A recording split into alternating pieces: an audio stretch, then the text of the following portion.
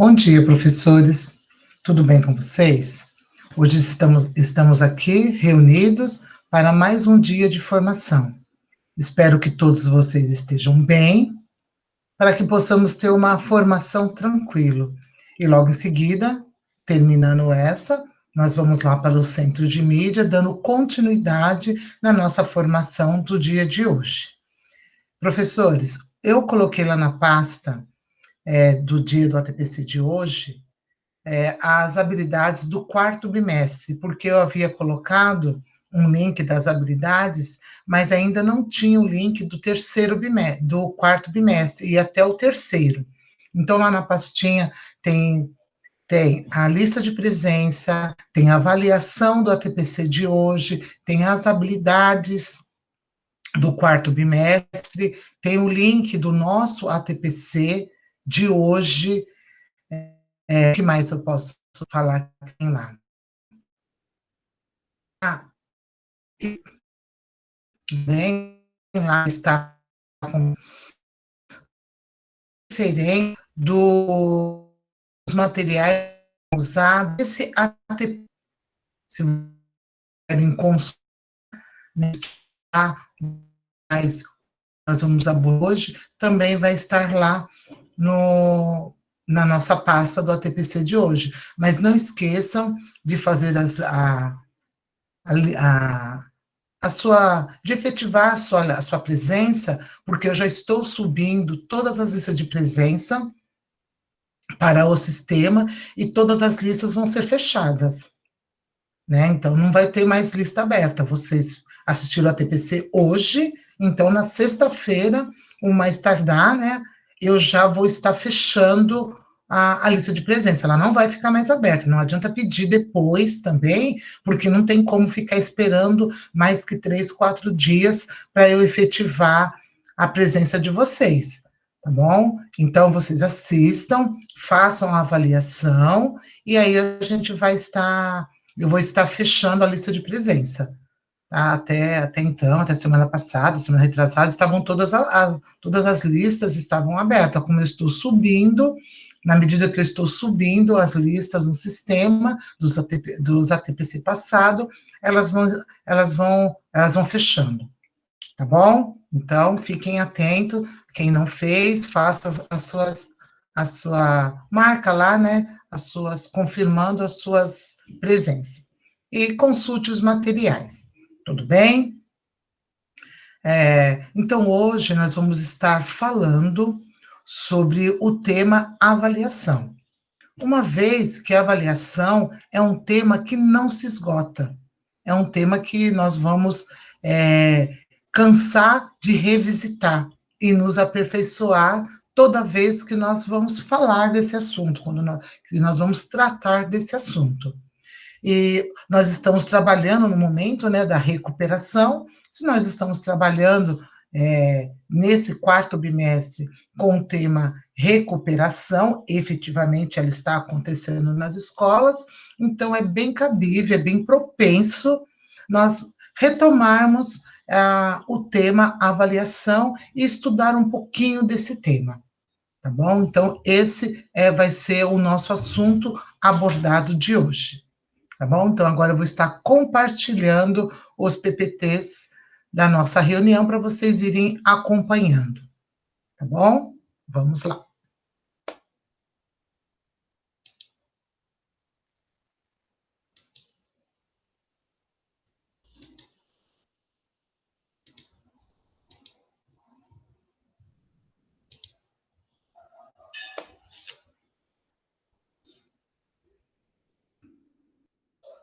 A nossa pauta: avaliação diagnóstica, avaliação formativa, avaliação somativa.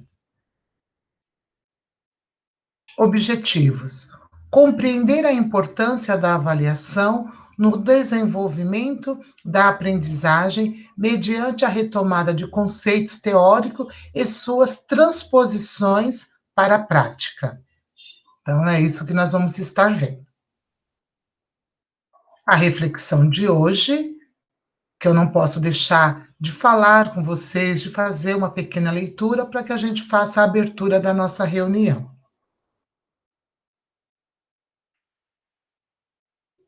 Todos concordam que, de todas as qualidades humanas, a inteligência é uma das mais desejáveis, mas nem todos se referem à mesma coisa quando falam dela. Platão afirmava que, ao sabermos em que consiste a inteligência, de certa maneira, ficaríamos mais inteligentes.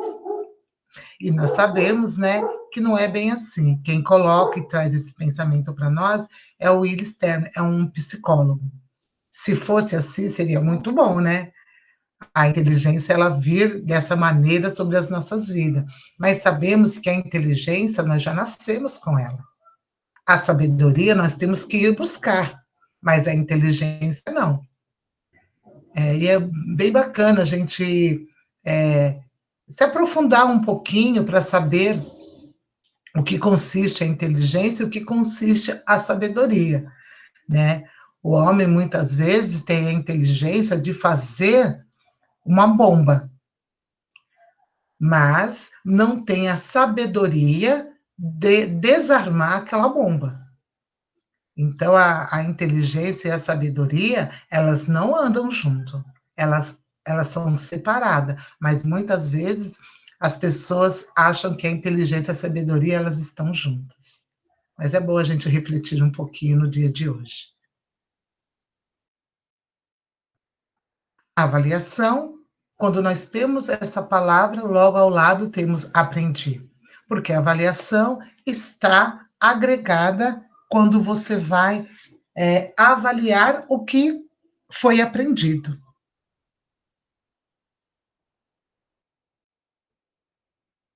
Aqui nós temos a Heloísa Luque. A avaliação se constitui num processo de medida, descrição, análise, interpretação dos resultados obtidos pela implementação de resultado de ações educacionais planejadas. Essa frase, ela permite que nós refletirmos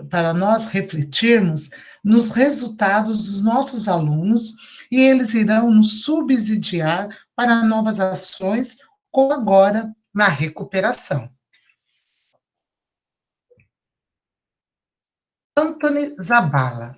Uma avaliação sem a devida fundamentação teórica e metodológica constitui-se em mero ato mecânico. A avaliação só tem sentido a aprendizagem quando os resultados permitem ao aluno continuar progredindo. E isso só será possível quando a avaliação dos resultados que se transmite ao longo for feita com relação às suas capacidades e ao seu esforço realizado. Este é provavelmente o único conhecimento que é preciso saber com justiça, já que é o que permite promover a autoestima e a motivação para continuar. Então, Anthony Zabala, ele quer que nós possamos refletir nessa fala dele, que não podemos ficar somente na teoria. Temos que ter um olhar que auxilie o aluno a avançar além do cognitivo, que é o que o aluno sabe. Temos que trabalhar o efetivo e o psicomotor. Não devemos somente apontar os erros dos alunos, precisamos apontar e fazer com que ele possa progredir.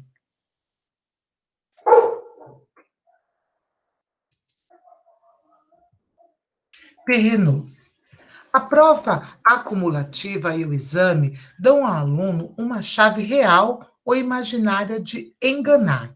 Preparação intensiva de última hora, a cola, auxílio mendigando, sedução desarmadora, ausências calculadas, permitindo-lhe influenciar o julgamento do professor. A avaliação formativa contínua e intensiva. Não oferece proteção alguma aos alunos. Se essa tiver na parcela intuitiva do professor, se essa estiver na parcela intuitiva do professor. Para se tornar formativa de fato, tem de ser integrada às intervenções do professor. A compreensão do processo socioeducacional do aluno, ela só tem sentido quando a competência é saber mobilizar um conjunto de recursos cognitivos para solucionar uma série de situações. E essa série de situações, elas são situações de vida, extramuro da escola, são situações em que nós estamos nos socializando e aprendendo todos os dias. Quando os alunos chegam à escola, eles já têm um conjunto de recursos, os quais eles solucionam situações antes da escola. O aluno ele não chega vazio na escola. Ele tem, ele vem a fazer com que esses recursos cognitivos sejam mais amplos para as demais e todas as situações de sua vida, tanto no mundo acadêmico quanto as posteriores. Então, nossos alunos, ele já vem com conhecimento, né, inserido, interiorizado neles. Será que o aluno, em algum momento, o professor já falou para ele o que vem ser a avaliação? Será que isso o aluno já discutiu em algum momento? Ele já teve esse conhecimento ou simplesmente ele realiza a avaliação? A avaliação ela não pode se esgotar na nota. Ela é apenas uma característica. Não é o principal. O principal é o processo de como ela está sendo desenvolvida. A avaliação formativa deve partir dos instrumentos, os quais temos de registros anteriores. O professor já tem esse registro, que ele foi desenvolvendo ao longo do processo de aprendizagem do aluno. O aluno, ele tem que saber aonde ele está e aonde ele vai chegar com a aprendizagem e com essa habilidade que o professor está desenvolvendo nele. A avaliação formativa contínua e intensiva, ela não oferece proteção aos alunos. Já a avaliação acumulativa, né? A avaliação cumulativa, ela vem com uma certa a avaliação cumulativa, ela tem a propensão de acumular não somente a nota, ela tem a intenção de ir somando o processo de aprendizagem, né? Uma avaliação cumulativa. Então, ela tem ali, ela foi sistematizando todo o processo de aprendizagem. O que não pode acontecer na avaliação, uma avaliação intuitiva, o qual o professor ele apenas agrega uma nota e aponta os erros e segue em frente. Com isso, nós vamos ter uma visão imaginária, real de enganar, pois o professor, após essa prova, ele seguirá com sua aula normalmente. Mas ela, a nota, quando ela vem através de uma avaliação que é planejada, que parte de instrumento, de registro, que os professores já foram desenvolvendo no decorrer do processo, com as habilidades que ele queria atingir nos alunos, aí sim ele consegue avançar de uma forma contínua com os seus alunos, aonde eles apresentam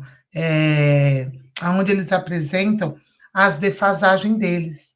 Então, o Perrenot, ele traz para nós essa reflexão que nós, professores, devemos trazer para os nossos alunos, uma avaliação que eu possa dar continuidade a partir dos erros que foram pontuados na avaliação, e não meramente estancar ali em cima de uma nota, sem desenvolver com o aluno, sem fazer com que ele avance a partir daquele momento que ele apresentou aquela nota. Ou então eu não posso apenas pegar a prova cumulativa só com as notas. A prova cumulativa ela tem que somar, né, aprendizado, desenvolvimento. Só que o que o Perrenot coloca aqui é uma outra visão de prova cumulativa, que muitas das vezes o professor só vai acumular as notas e não o desenvolvimento da aprendizagem. Então, isso vai se tornar uma falsa nota, uma nota imaginária, porque não tem o real aprendizado do aluno ali. Porque quando nós damos uma avaliação, nós estamos avaliando o que o aluno aprendeu, e não avaliando o que ele não aprendeu. Se ele aprendeu até ali, então eu vou ter que desenvolver, retomar a minha aula a partir dali. Sempre retomando, e nunca simplesmente dando a prova e dando a continuidade após a aplicação da prova. Cipriano Carlos Lucchesi. A avaliação só faz sentido quando leva o desenvolvimento do educando. Só se deve àquilo que foi ensinado. Enquanto é avaliado, o educando expõe sua capacidade de raciocinar. Lucchesi vai nos falar que a avaliação vai muito além de apontar os erros, e sim dar continuidade no aprendizado, a partir dos erros apontados pelos alunos. Sendo assim, o aluno conseguirá expor sua capacidade de raciocinar. A gente vê que os autores que eu relacionei aqui, eles vêm numa mesma linha de pensamento, numa mesma pontuação, só que cada um pontuando em formatos diferentes, mas a visão, o pensamento deles em avaliação é a mesma.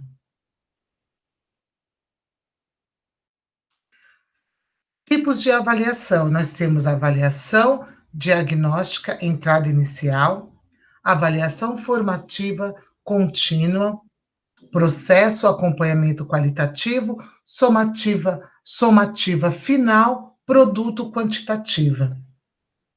Essas são as principais. E não temos só essas, mas irei focar na avaliação formativa. Haja visto que vocês já devem ter percebido na fala dos autores que eles retratam aí a avaliação formativa. E é essa avaliação que é cobrada de nós, professores, lá dentro da sala de aula, para o desenvolvimento da aprendizagem dos nossos alunos. Aqui nós temos a Lei 9.394, de 20 de dezembro de 96, que ela dá o suporte da verificação de rendimentos escolar, que observará os seguintes critérios: avaliação contínua e cumulativa do desempenho do aluno, com prevalência dos aspectos qualitativo sobre os quantitativo, e dos resultados ao longo do período sobre os de eventuais provas finais.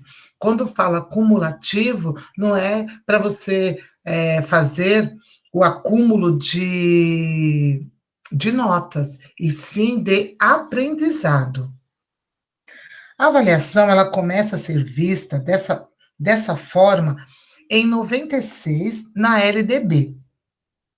O primeiro embasamento teórico que a gente tem para esse tipo de avaliação,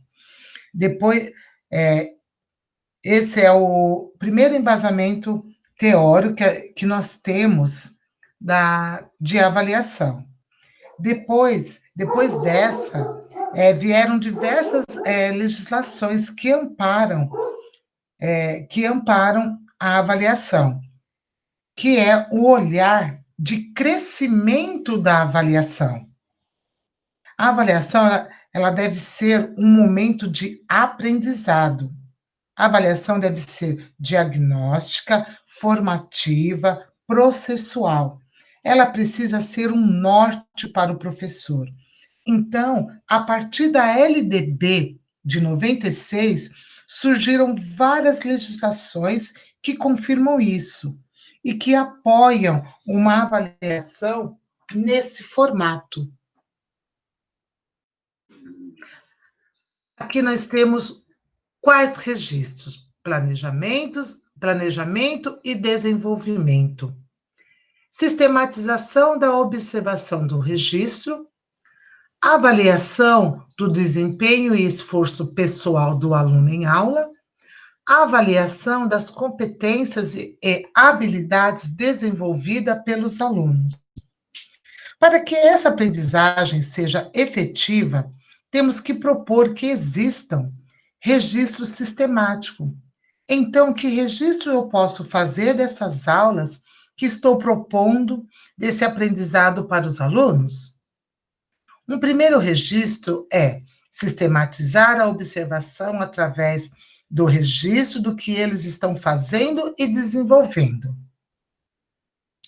Qual o registro que os alunos fazem e o que eu posso tirar disso para ampliar o leque da nossa prática? A avaliação do desempenho do aluno com seu esforço pessoal, com o esforço dele mesmo, como ele estava, onde ele estava e onde ele chegou. Essas perguntinhas nós temos que ter para fazer a avaliação, para termos os nossos registros, para ficar bem pontuado. Qual foi o caminho que ele teve e quais as avaliações das competências desenvolvidas pelos alunos e as habilidades? Que competência eu desenvolvi nesse caminho, nesse processo? Agora, esse momento, podemos olhar nas competências das redes sociais, nas mídias sociais, e como eles utilizam e como interagem com a tecnologia. Esse é o momento. Por quê? Porque nesse momento da pandemia, os alunos, será que eles estão com a mesma desenvoltura das competências tecnológicas?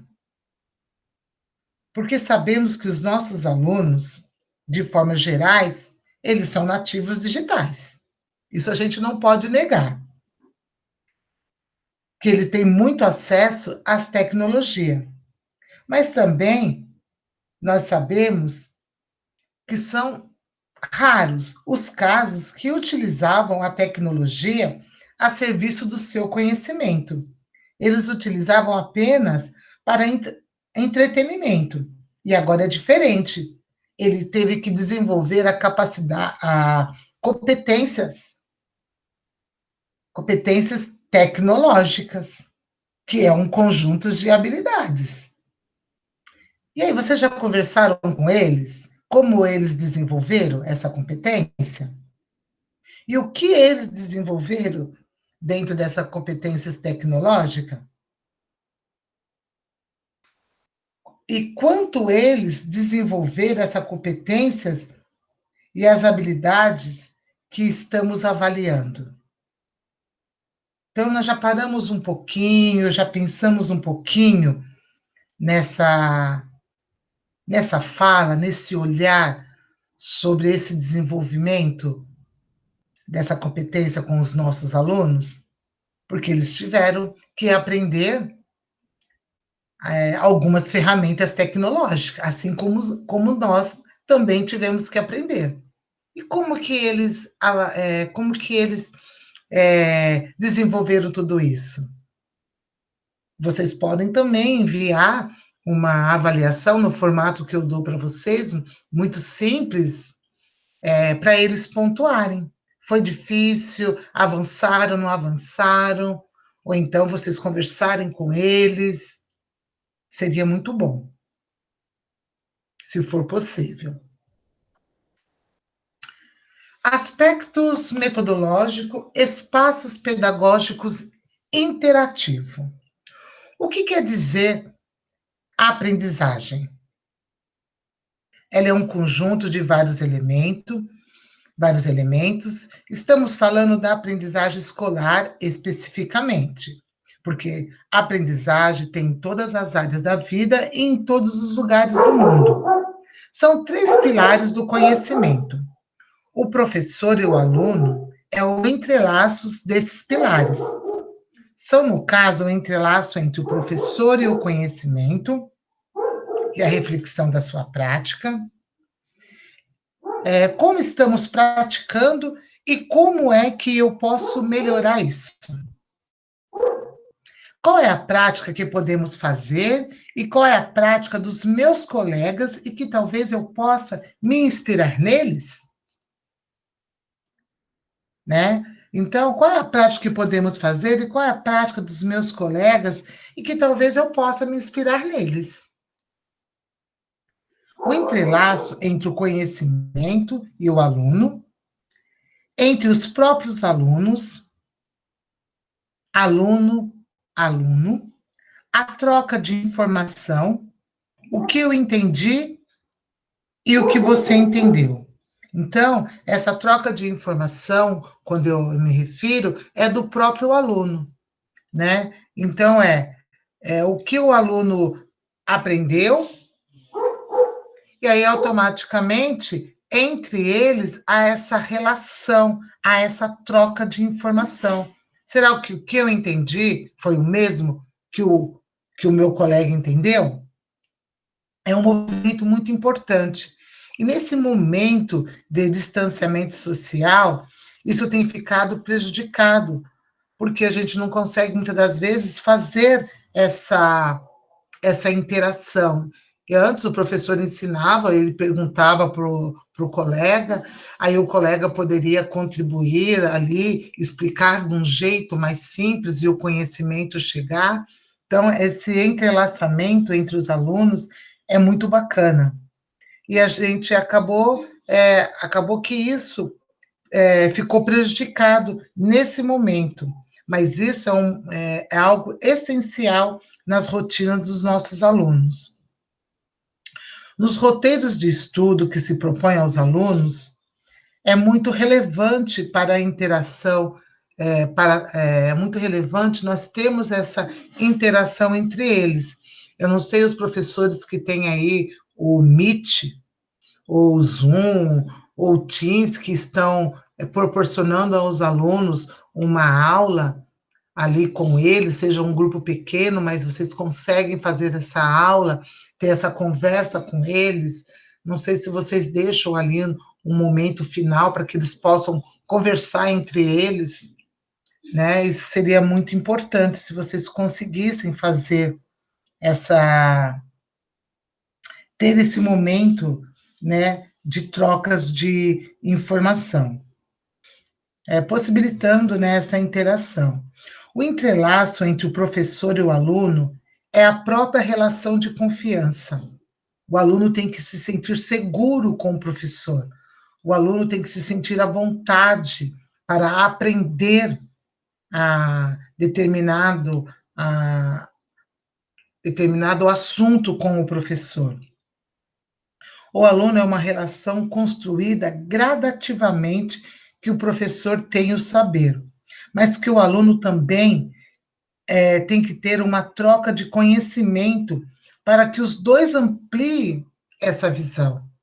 Então, o professor, ele também aprende com o aluno. Não só o aluno que aprende com o professor. Só que esse entrelaço antes não acontecia, né? Não tinha essa troca de aprendizagem. Por quê? Porque o professor era o detentor das informações. Só o aluno aprendia com o professor nunca aprendia com o aluno. E o entrelaço de tudo isso, aonde nós queremos chegar, é aprendizado do aluno. Esse é o entrelaço de tudo isso, é aprendizado do aluno. Fatores que podem afastar o professor da avaliação formativa, quais serão? Quais são, né? Na visão de Bittencourt. O excesso de apego à educação formal, a relação de poder existente no processo de ensino, muito centralizado no professor, a visão e a utilização distorcida da avaliação da aprendizagem. Quando propomos as nossas aulas, o que pode atrapalhar o professor em fazer uma avaliação formativa? Vamos ver. Então, o que o Bittencourt ele nos coloca? Em primeiro lugar, ele vai nos falar do acesso e excesso de apego à educação formal. A educação é muito formal, ela é refeita só dentro da escola.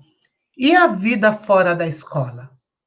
Como eu já coloquei lá atrás, por outro autor, que ele fala que a vida vai além da escola, a educação vai além da escola, porque uma vida é aprendizado também. A educação precisa ser dada, a educação é muito formal, ela é refeita só dentro da escola e a vida fora da escola. Como que fica? Então, nós temos que parar um pouquinho e refletir sobre essa colocação, que é aprendizado dentro da escola. O aluno, ele não vem vazio, eu já disse isso. Ele vem já com uma bagagem de conhecimento. Nós, na escola, temos que ajustar essa bagagem que ele traz e aprimorar. A educação precisa ser dada a devida importância. Conteúdos precisam ser contextualizados para que haja vida no aprendizado e valorizado por parte dos alunos. Por isso que a gente sempre fala da contextualização, né? O segundo ponto que ele coloca é a dos poderes de ensino-aprendizagem. Aquela relação que a maioria de nós tivemos enquanto alunos, que o professor sabia e despejava esses conhecimentos em cima de nós. E tínhamos que aprender com eles. E eles não aprendiam conosco. Eu falei isso agora há pouco, né? Quando eu falava do processo de ensino-aprendizagem, que nós estamos trabalhando com um fator único para que a aprendizagem ela aconteça. Então, para a aprendizagem acontecer, nós estamos aprendendo sempre. Então, o aluno também tem o que nos ensinar. E o terceiro ponto que ele coloca, que ele aponta, que é muito importante, é a visão e utilização distorcida das avaliações de aprendizagem. É uma avaliação que serve para rotular o aluno. O professor fala assim: pode não falar na sala de aula, professores, mas eu já estive ali na sala dos professores, aonde que parece o Muro das Lamentações. A gente tem que tomar muito cuidado com a nossa fala na sala de aula, quando a gente refere aos nossos alunos, e sendo que nós somos os professores desses alunos. Eles estão ali para aprender conosco. Eles estão ali para ter uma evolução no seu aprendizado. E aqui, ó, a visão e a utilização distorcida da avaliação de aprendizagem. É quando um professor rotula o aluno. Esse aluno não sabe, ele não vai aprender. Ele vai ficar mesmo para pedreiro. Ele não leva jeito para essa disciplina. Então, o professor acaba rotulando o aluno. E essa visão de avaliação é uma visão que atrapalha o processo de avaliação formativa. Eu já tive professor lá no ensino médio que hoje eu encontro com ele, aí perto de se aposentar. E ele chegou a falar na sala, acho que eu estava no segundo ano, segundo ou terceiro ano, ele chegou a falar que os alunos ali, eles não tinham progresso. Ele chegou a falar que alunos ali não tinham capacidade de ir para a universidade. De uma sala de 30, 40 alunos, se ele tivesse 2 alunos, seria muito. E ele estava muito, muito equivocado, porque dali saíram professores, saíram engenheiros, saíram advogados, saíram gerentes. Então, tudo depende da visão do professor. E o que nós não podemos ser preconceituosos. Tirar já um pré. De preconceito veio de pré, de coisas que nós vamos avaliar. Então, numa avaliação, nós não podemos ter esse tipo de reação, de avaliar, de rotular os nossos alunos. Porque os nossos alunos, eles estão ali prontos a aprender. E ele vai, para ser um bom pedreiro, né, que hoje são os engenheiros de construção civil. Será que você, professor, consegue fazer o trabalho de um engenheiro? Quando um professor rotula que não serve, que o aluno vai servir apenas para ser um pedreiro, quantos cálculos ele faz para manter em pé uma casa? Então a gente tem que pensar muito quando a gente não dá o devido valor para os nossos alunos. Então nós não podemos rotular, é isso que Bittencourt passa para nós aqui. Avaliação além do cognitivo totalizadora. Então nós temos aqui o Bloom, que fala do cognitivo, do psicomotor e afetivo na década de 70. E temos o Zabala, que fala, em 98, que ele fala do procedimental, conceitual e factual. Então, eu vou estar falando desses dois. O que ele quer nos demonstrar? A avaliação para além do cognitivo, ou seja, para além dos conteúdos das habilidades que estão sendo avaliadas, que foram propostas pelo professor, isso já foi colocado lá em 1970 pelo Bloom, que ele fala que nós precisamos avaliar além do cognitivo, do psicomotor e do afetivo. E esse assunto voltou a ser retomado em 98 pelo Zabala, quando ele diz que nós não podemos avaliar apenas o conhecimento conceitual, mas precisamos avaliar o conhecimento factual, o procedimental e atitudinal, que o aluno já tem o conhecimento e ele precisa fazer algo com esse conhecimento. Ele precisa mostrar qual é o procedimento que ele tem a partir daquele conhecimento, que atitude ele tomará a partir dali. Por exemplo, um aluno que aprende sobre sustentabilidade e continua jogando lixo na rua, quais foram as atitudes desse aluno com esse conhecimento? Como posso avaliar? Então, quando o Bloom coloca que nós temos que ir além do cognitivo, psicomotor e afetivo na década de 70, Bloom afirma isso lá em 98, que não podemos ficar só no procedimental. Existe o conceitual, o conceito que ele tomou de si com o aprendizado, e factual. Quais foram as atitudes? Quais foram a sua postura diante do conhecimento recebido?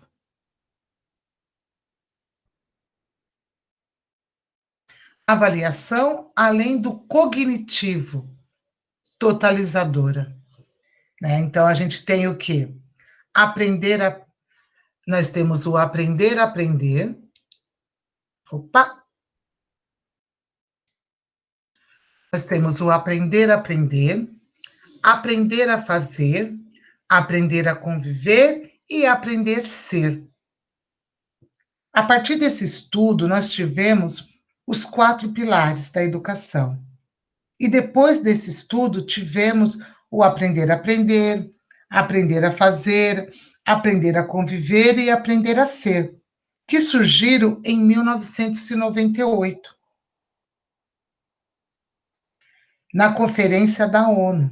A partir dessa conferência, nós temos hoje como embasamento tudo o que entendemos por educação até o momento. Então, quando eu trago aqui a avaliação além do cognitivo, a totalizadora, que são os 4 pilares.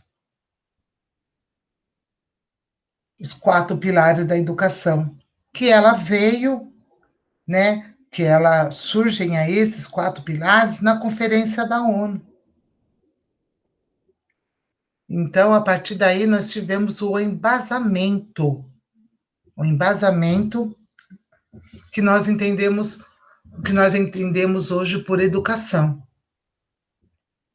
Eu vou passar para vocês agora um vídeo do Lucchesi, onde ele vai falar com mais propriedade sobre a avaliação, na visão formativa, que é essa que eu quero, que eu falei com vocês, é essa que eu enfatizei bastante com vocês. Então, eu fecho com um vídeo do Lucchesi. Só que esse vídeo, ele tem várias partes, eu peguei apenas a primeira parte, né, que fala da avaliação, e eu vejo ali muito bom para acrescentar tudo isso que foi falado e apresentado por todos os outros autores. Tá bom? Então, vamos agora para o vídeo.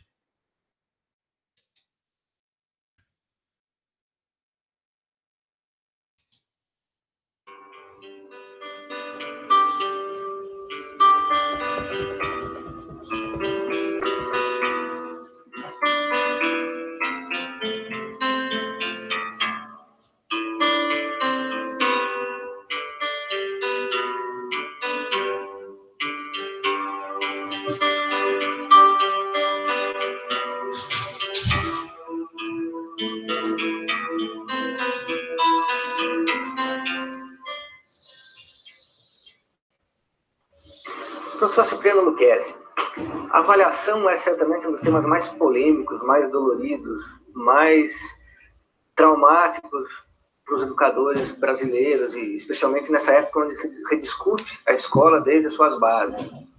E o senhor é uma das pessoas mais autorizadas a falar sobre esse tema, uma das pessoas que mais estudou, publicou livros, faz palestras.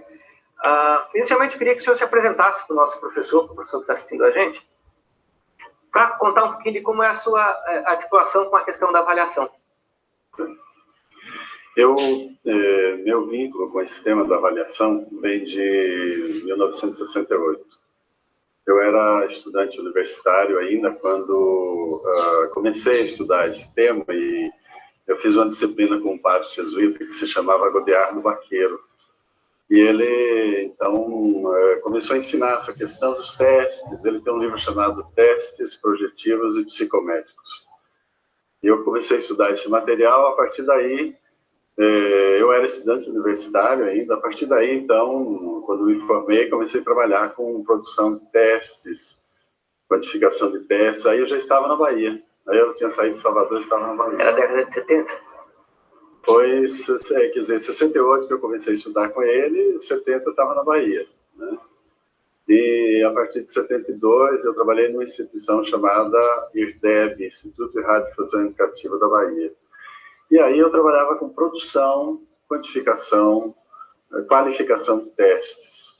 E eu passei 4 anos trabalhando nessa área técnica da produção de testes. E, vagarosamente, já nesse período, eu comecei a discutir as questões filosóficas, políticas, pedagógicas, sociológicas da avaliação. Bom, em 76 eu saí do IRDEB, deixei de trabalhar com essa questão técnica, e aí só entrei por essas temáticas, mais a filosofia da avaliação, a sociologia da avaliação, a política da avaliação, a psicologia da avaliação. Então, são 32 anos. Seu primeiro livro foi em que época sobre esse tema? Livro mesmo, o primeiro texto assim, mais denso, vários capítulos, foi de 84. Agora, os primeiros artigos que eu publiquei sobre avaliação são de 74, depois de 76, depois de 79. Agora, 84 foi que eu organizei o material. E esse livro que está circulando mais hoje, que alguns eu já tirei do mercado, né? Que eram livrinhos menores. Esse que está circulando hoje, que é da Cortez, é uma coletânea de textos que eu escrevi ao longo do tempo, né? E em 95 eu organizei sob uma forma de livro. O senhor é doutor nesse tema também? E o meu doutorado é em educação, na área de filosofia e história da educação. Mas a minha tese de doutoramento foi sobre a avaliação da aprendizagem. Ela tem um título que é assim, Avaliação da Aprendizagem Escolar, Sendas Percorridas, que é um estudo da história pedagógica da avaliação do século XVI ao século XX. Então vamos pegar daí. Avaliação da aprendizagem, o que significa? Então, a avaliação da aprendizagem é uma especificidade da área da avaliação. A avaliação, então, ela funciona igual para todos os objetos. Para a empresa, para a política, para a escola, enfim. Né? Não importa muito o objeto, a avaliação sempre vai ser a mesma coisa. O objetivo do ato de avaliar é conseguir, vamos dizer assim, diagnosticar uma experiência e obter um resultado mais satisfatório. Então, o que o médico faz quando o cliente vai ao consultório? Ele diagnostica, avalia, portanto, e propõe alguns encaminhamentos que permitam uma obtenção de um resultado mais satisfatório, que é a saúde do cliente. No caso da avaliação da aprendizagem, é a mesma coisa, diagnosticar a aprendizagem que está ocorrendo, diagnosticar os elementos que estão confluindo para essa aprendizagem, tomar decisões que auxiliem esse processo de melhoria dessa aprendizagem e na perspectiva de obtenção de um resultado mais satisfatório. Então, tanto na empresa, na política, na religião ou na própria aprendizagem, o objetivo da avaliação é propiciar decisões que produzam um resultado mais satisfatório. Tá certo. Então, em nossa escola hoje é possível falar que a gente trabalha sobre avaliação, ou a avaliação ainda é um estágio mais à frente do que aquilo que nós sabemos fazer, quando aplicamos uma prova, ou quando... Pois é, esta aí é uma experiência que nós temos, que é um pouco uma confusão, um pouco um equívoco, né?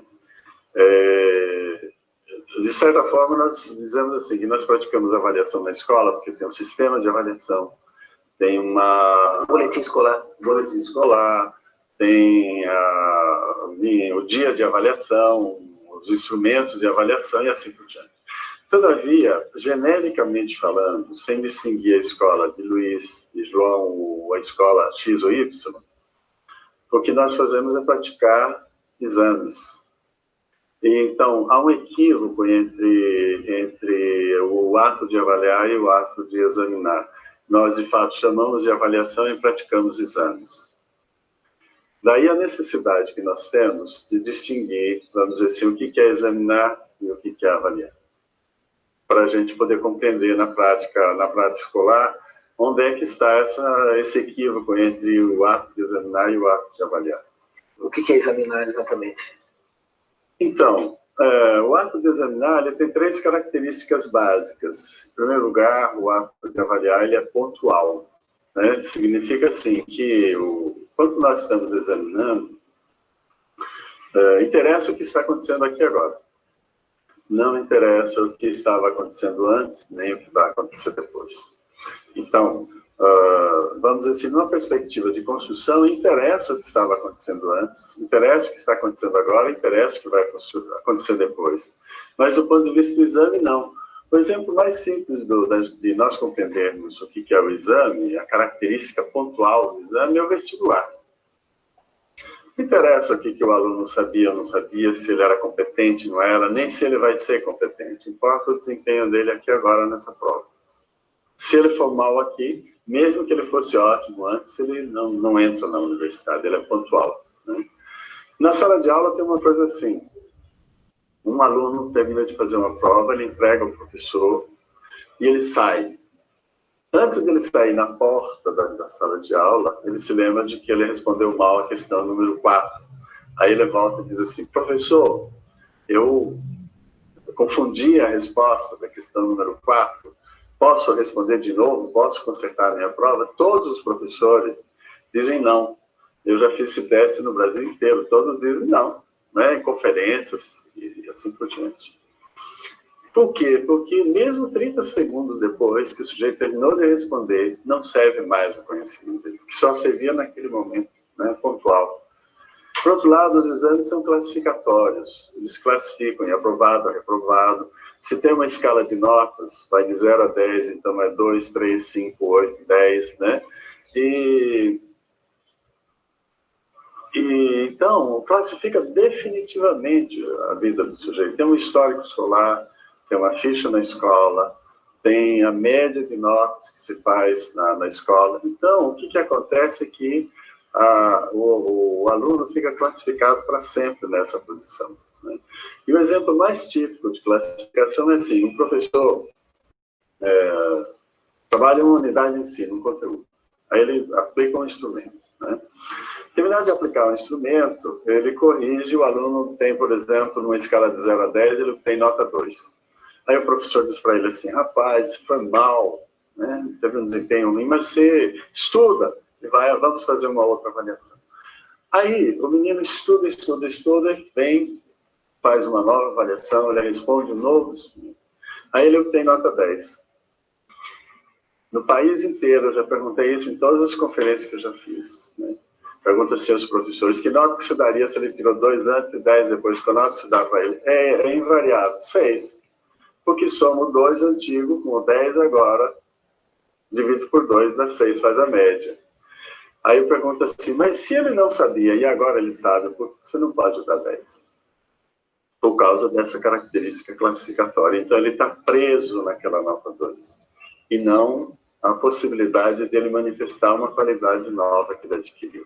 Então, por isso que os exames são profundamente classificatórios. A avaliação já é um processo mais humano, então, Guilherme.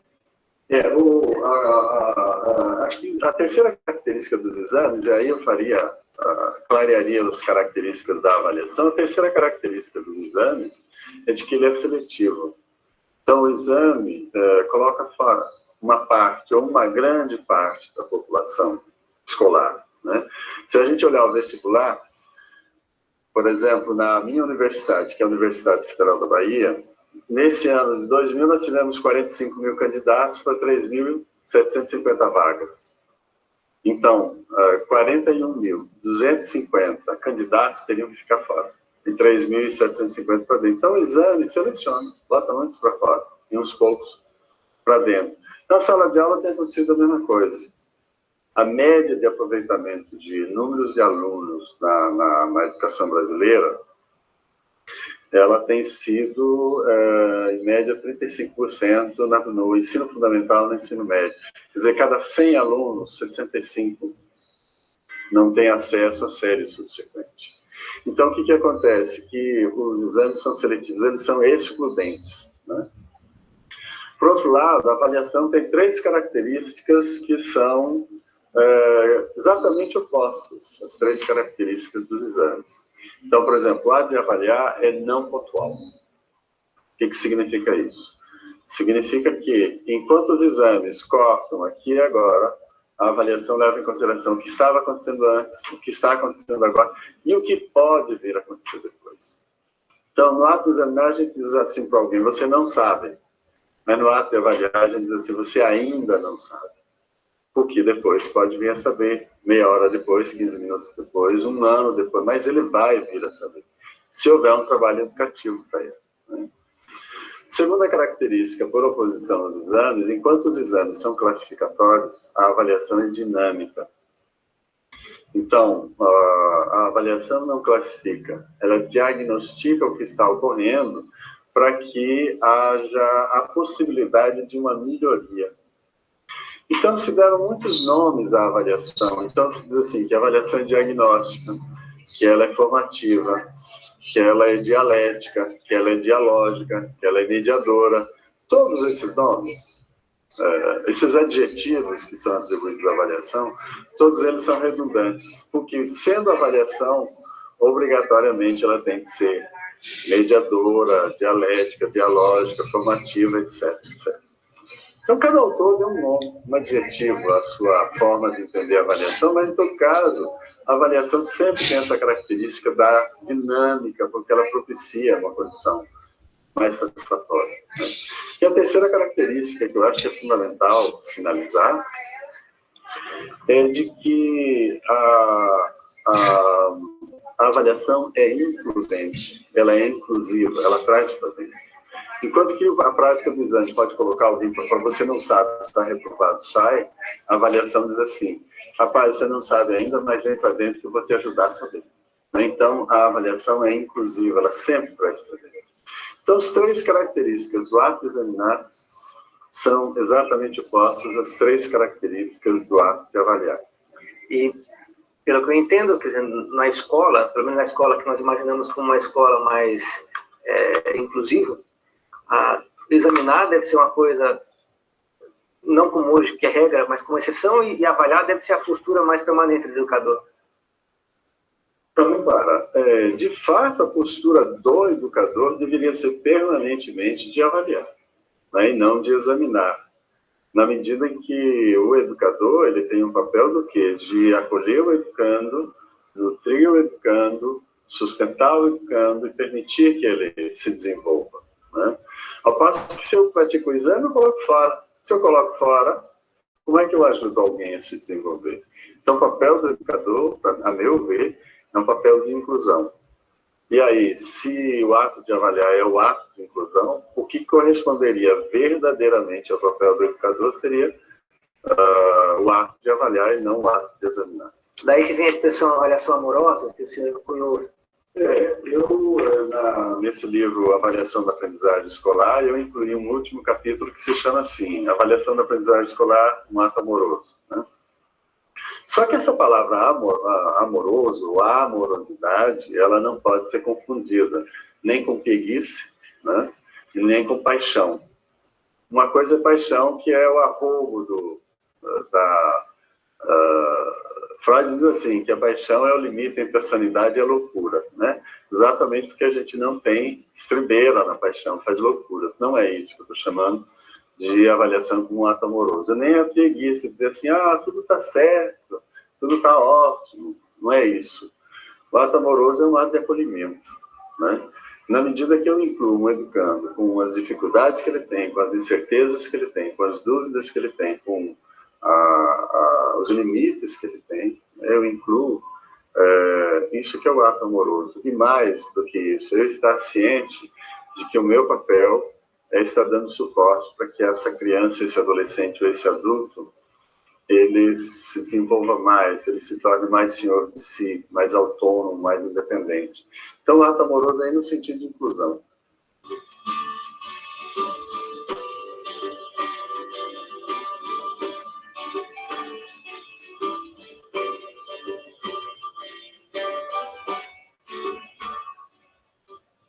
Professor Cipriano, do ponto de vista histórico, de onde vem essa tendência para o exame que está presente nas nossas escolas? Bom, a gente precisa observar o seguinte, que a pedagogia que predomina na nossa escola, vamos dizer assim, a pedagogia predominante genericamente falando, é claro que existem muitas exceções, né? Ela é uma pedagogia que foi sistematizada no século XVI e XVII, junto com a emergência da sociedade burguesa.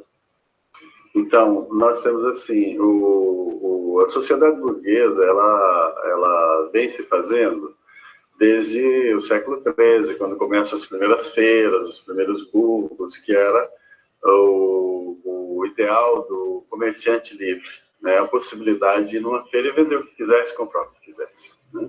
Isso começa com as feiras no século XII, XIII, e com o mercantilismo no século XV, XVI, XIV, XV, XVI, se cria a acumulação chamada primitiva do capital, que vai permitir gerar a Revolução Industrial do século XVIII e a emergência da sociedade burguesa. Então, a escola que nós conhecemos agora é a escola sistematizada no século XVI. E o modelo de exame, o sistema de exame que nós conhecemos, ele também foi sistematizado no século XVI. Então, quando eu era estudante de História da Educação, eu pensava assim, eu ouvi falar assim, Aristóteles criou uma escola peripatética no século V a.C., portanto, há 25 séculos. Aí eu ficava pensando assim, como é que é ensinar 50 pessoas caminhando? Peripató significa andar, né? Então, andar com 50 alunos para o jardim para lá e voltar com 50 para... Como é que era isso? Ficava imaginando, né? E depois eu descobri que Aristóteles, durante anos sucessivos da vida dele, teve um aluno só, que foi Alexandre. Ele podia andar no jardim, sentar, conversar, bater papo, olhar o passarinho, a folha, né? Essa escola, onde um professor ensina muitos, que se chama Escola Simultânea, é do século XVI para cá. E foi nesse período, século XVI, que se montou esse modelo de exames que nós conhecemos, o modelo de exame escolar. O exame existia, né? Para o exército, selecionar soldado, etc. Na China, por exemplo, tem informações sobre exames para selecionar soldados para o exército 3.000 anos antes de Cristo. Mas esse modelo de exame escolar que nós conhecemos, ele é do século XVI. Então, foi a sistematização da pedagogia católica e da pedagogia protestante. Com jesuítas? Os jesuítas, do ponto de vista católico, e com Comênio, que ele era um bispo do segmento dos Irmãos Morávios, que hoje é a Tchecoslováquia. Então, tinha uma comunidade chamada dos Irmãos Morávios, ele era um bispo dessa comunidade.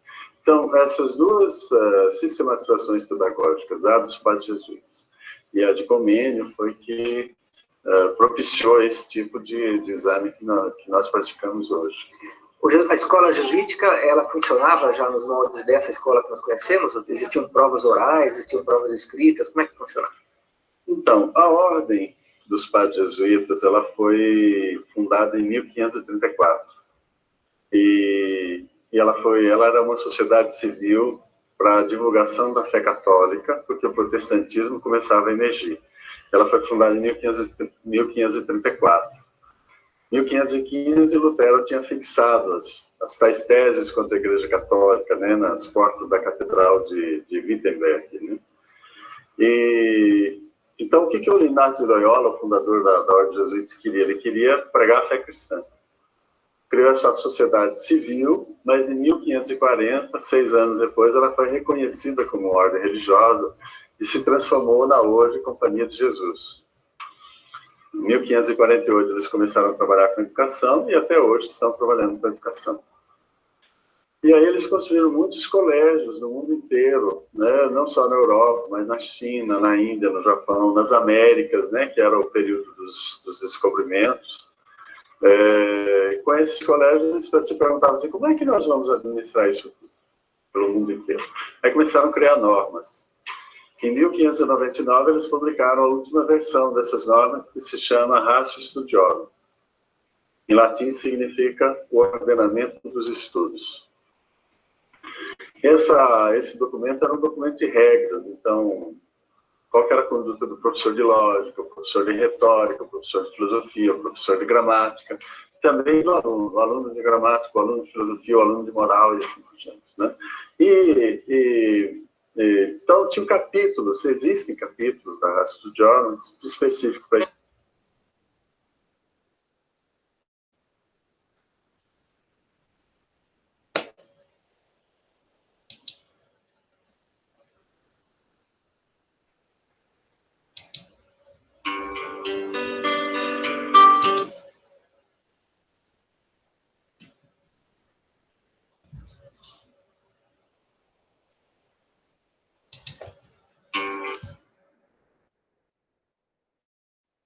Professores, eu trago as referências bibliográficas, né, e de tudo que foi trabalhado nesse ATPC. Já agradecendo vocês, com o meu avatar aí. Muito obrigada.